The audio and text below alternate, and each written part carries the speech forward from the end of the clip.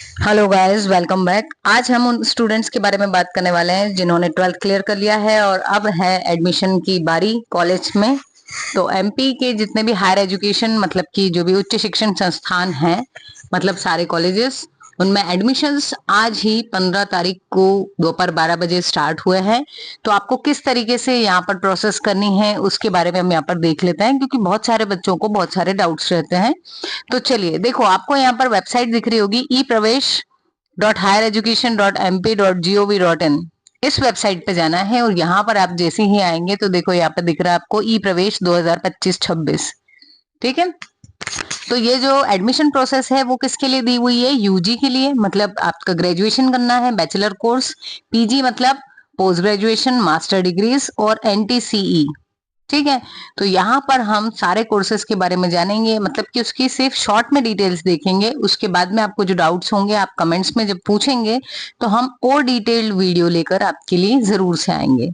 तो चलिए हम फटाफट से यहाँ देख लेते हैं। ये देखिए, यहाँ पे उन्होंने सभी विद्यार्थियों को सूचित किया है कि जो आपका रजिस्ट्रेशन प्रोसेस है वो आज से शुरू हुई है।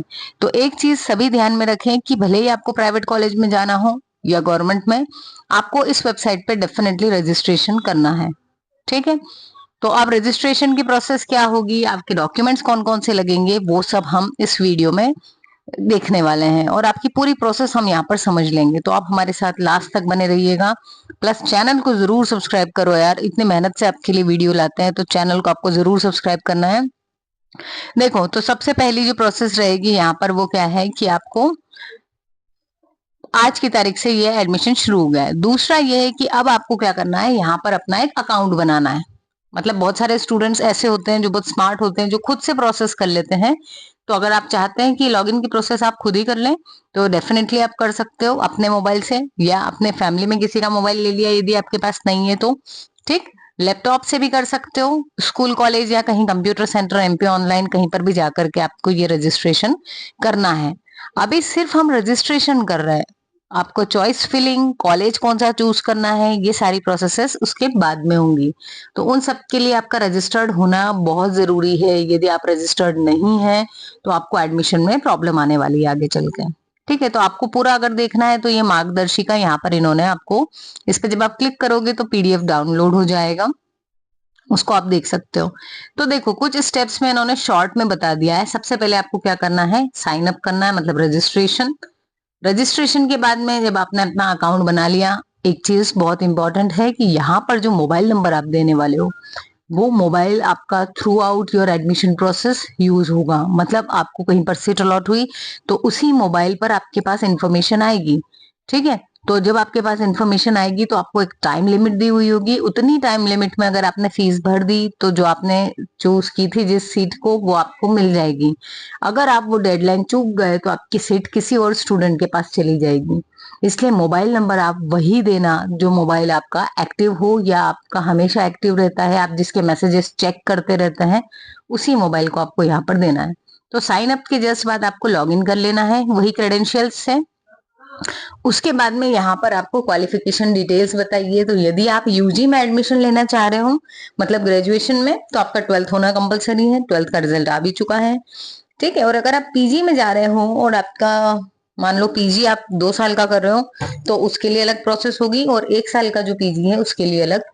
तो यदि उसके बारे में जानकारी चाहिए डिटेल में तो आप कमेंट्स में जरूर पूछ सकते हैं, हम उस पर भी एक वीडियो लेकर आ जाएंगे। तो यहाँ पर आपको क्वालिफिकेशंस दिख जाएगी। अभी हम बीएससी पे फोकस कर रहे हैं तो आपका बीएससी बीए जो भी है तो आपको हायर सेकेंडरी का डिटेल्स लगेगी। उसके बाद में नेक्स्ट आएगा आपका रिजर्वेशन और वेटेज। यदि आप ईडब्ल्यूएस हैं, किसी कैटेगरी से बिलोंग करते हैं, या आपका स्टूडेंट स्पोर्ट्स कोटा है, ठीक है, तो ये सारा जो वेटेजेस है उसकी जानकारी पूरी यहाँ पर है। अब अगर आप कास्ट का कोई एडवांटेज लेते हो तो आपके पास जाति प्रमाण पत्र होना बहुत जरूरी है। यहाँ पर हम इसीलिए आपको बता रहे हैं कि यदि कोई डॉक्यूमेंट ऐसा है जो अभी आपके पास रेडी नहीं है तो आप रेडी करवा लीजिए। बहुत सारे डॉक्यूमेंट्स आपके विद इन 2-3 डेज या विद इन अ वीक बन जाते हैं, तो आप इसको जरूर से बनवा लें। अब देखो, आपको वेटेज और रिजर्वेशन के लिए जो भी सर्टिफिकेट है उसकी नीड होगी।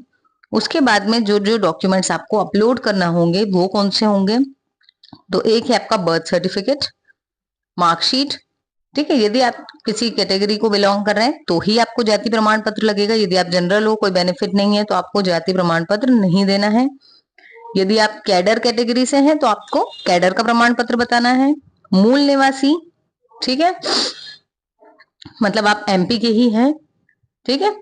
उसके बाद में इनकम सर्टिफिकेट, यदि आपको कोई स्कॉलरशिप का बेनिफिट मिलने वाला है तो आपको जरूरी होगा कि आपके पास मूल निवासी हो, आपके पास इनकम सर्टिफिकेट हो, ठीक है। यदि कोई मेडिकल इश्यू है तो आपका चिकित्सा प्रमाण पत्र, ठीक है। अधिभार यानी कि कुछ वेटेज, अनापत्ति मतलब एनओसी।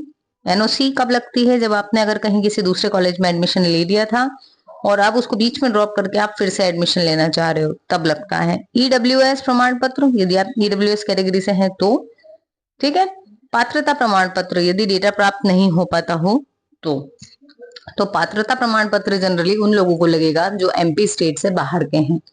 तो आप एक बार डिटेल में मार्गदर्शिका पढ़ लेंगे तो वो आपको क्लियर हो जाएगा। अब जब आपने ये सारी चीजें अपलोड कर दोगे तो आपका प्रोफाइल कंप्लीट हो गया है। प्रोफाइल कंप्लीट होने के बाद आपको चॉइस फिलिंग करना है। किसकी? कॉलेजेस की। आप एक बार में 10 कॉलेज चुन सकते हो कि मान लिया आपने एक होलकर ले लिया, एक जीडीसी ले लिया, एक न्यू साइंस ले लिया, या और भी बहुत सारे, आपको पूरी लिस्ट दिखेगी वहां पर। उसमें से जो आपके घर के पास में है या जो आपको अच्छा लगता है कॉलेज, आप उसको सिलेक्ट कर सकते हो। तो मैक्सिमम 10 कॉलेजेस आपको प्रायोरिटी वाइज सिलेक्ट करना है कि अगर सबसे फर्स्ट चॉइस पे कौन सा है, सेकंड पे कौन सा है, ठीक है। उसके बाद में आपको 7th स्टेप में क्या करना है, ये जो आपने चॉइस फिल की है उसको आपको लॉक करना है। आपकी जो भी जानकारी आपने दी, तो इसको लॉक करने से पहले एक बार बहुत अच्छे से चेक कर लेना आपका मोबाइल नंबर करेक्ट हो, आपने जो परसेंटेज बताए हैं वो बिल्कुल सही हो, पूरी जानकारी सही हो, ताकि आगे जाके आपको कोई भी दिक्कत नहीं आए। क्योंकि अगर आपने लॉक कर दिया और दिक्कत रही तो बाद में जो त्रुटि सुधार होता है वो आपका टाइम कंज्यूम कर लेता है, ठीक है। या हो सकता है आपकी ज्यादा परसेंटेज हो, इसमें कम दे दिए तो आपका मेरिट में नाम ही नहीं आया, तो बहुत सारे डिसएडवांटेजेस हो जाते हैं। तो आपको वो ध्यान रखना है। उसके बाद में आपने आपकी चॉइस फिल करने के बाद में क्या करना है, रजिस्ट्रेशन फॉर्म का पेमेंट कर देना है। आप इसको किसी भी यूपीआई नेट बैंकिंग से भी कर सकते हो, अगर खुद से कर रहे हो तो भी, और अगर किसी दूसरे ई सेंटर वाले से करवा रहे हो तो आप उसको पेमेंट कर दोगे। अब 9th स्टेप आती है कि यदि आपका विवरण स्वतः लोड न हो तो अनुमोदन के लिए प्रस्तुत करें। If data is not fetched then send for approval. तो आपका जो डेटा है वो आपका अगर गलत हो जाता है तो फॉर्म स्वीकृति के लिए भेजा जाएगा। मतलब आपके जितने भी इमेजेस हैं वो सब आपको क्रिस्टल क्लियर दिखना चाहिए, ब्लर इमेज मत डालना उसमें, ठीक है। क्योंकि ऐसे प्रॉब्लम्स तभी आते हैं जब डेटा क्लियर नहीं होता है तो, ठीक।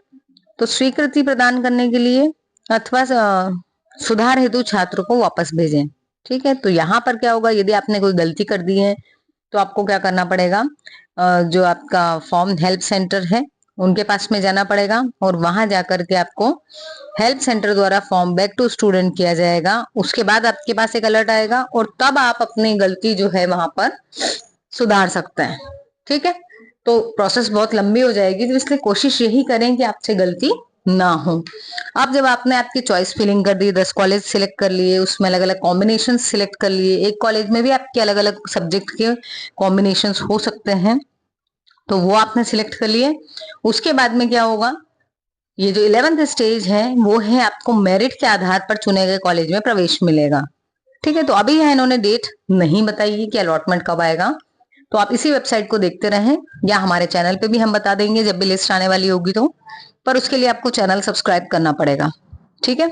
तो यहाँ पर जो है, मान लो आपका 80% था, किसी दूसरे बच्चे का 76 था, किसी और का 63 था, तो इस तरीके के अगर परसेंटेज थे तो मेरिट में आपका नाम ऊपर है। अब क्योंकि आपका नाम ऊपर है तो आपने जो चॉइस आपकी फर्स्ट रही होगी वो आपको मिल जाएगी। यदि अगर आपका नाम बीच में कहीं मेरिट में आता है तो हो सकता है कि आपको फर्स्ट चॉइस ना मिल पाए, सेकंड चॉइस मिले, थर्ड चॉइस मिले, पर आपको जो भी अलॉटमेंट होगा वो आपके मोबाइल पर आपको भेज दिया जाएगा। तो इसलिए आपको बार बार कह रहे हैं कि मोबाइल नंबर बिल्कुल सही डालना और मोबाइल को देखते भी रहना, ठीक है। हो सकता है कभी भी सीट अलॉट हो जाए, आज सीट अलॉट हो गई और आपको 4 दिन बाद, मतलब 4 दिन तक की लिमिट है कि फीस भरना ही है, और आप अगर वो डेडलाइन चूक गए तो आपकी सीट चली जाएगी। तो इसलिए आपको ये जो रिस्क है वो नहीं लेना है, ठीक है।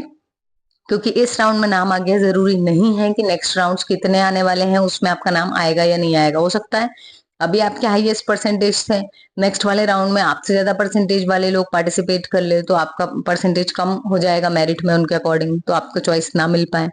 ठीक है, तो एकदम अलर्ट होके बैठो, अपॉर्चुनिटी है, जब दस्तक दे आपके दरवाजे पे तुरंत उसको ग्रैब करो। ठीक है, और फाइनली जो 12th स्टेप होगी वो क्या रहेगी, आपकी फीस सबमिशन। यदि आपको आवंटन का मतलब है कि आपने जो कॉलेज सिलेक्ट किया उसका अलॉटमेंट आपको मैसेज मिल जाता है, तो आपको क्या करना है, ये देखो यहाँ लिखा हुआ है, अभी XX लिखा हुआ है, पर इसका मतलब ये है कि ये आपको 2 डेट्स दे देंगे, इस तारीख से इस तारीख के बीच में आपको शुल्क भरना ही होगा। ठीक है, तो ये था आपका सारी स्टेप्स। ठीक है, अब यहाँ आप एक्सप्लोर करके, और कितनी डिग्रीज है, कौन कौन से कोर्सेज हैं, BA, BBA, BCA, ठीक है, बहुत सारी डिग्रीज हैं, तो उन सब के बारे में भी आप यहाँ पर से जानकारी ले सकते हैं। प्लस इसके अलावा आप ई प्रवेश की एक ऐप भी आती है जिसको आप गूगल प्ले स्टोर से भी डाउनलोड कर सकते हैं। उसके अलावा भी आपको यदि कोई डाउट्स हो तो आप हमारे चैनल पे बिल्कुल फ्रीली महसूस करके उस पर कमेंट जरूर करें।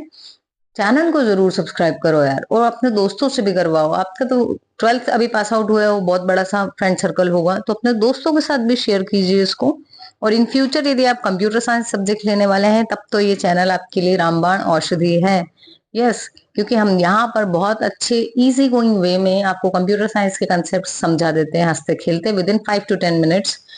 तो मेक श्योर कि आप चैनल जरूर सब्सक्राइब करें। Thank you so much guys for watching the video. मिलते हैं अपनी नेक्स्ट वीडियो में।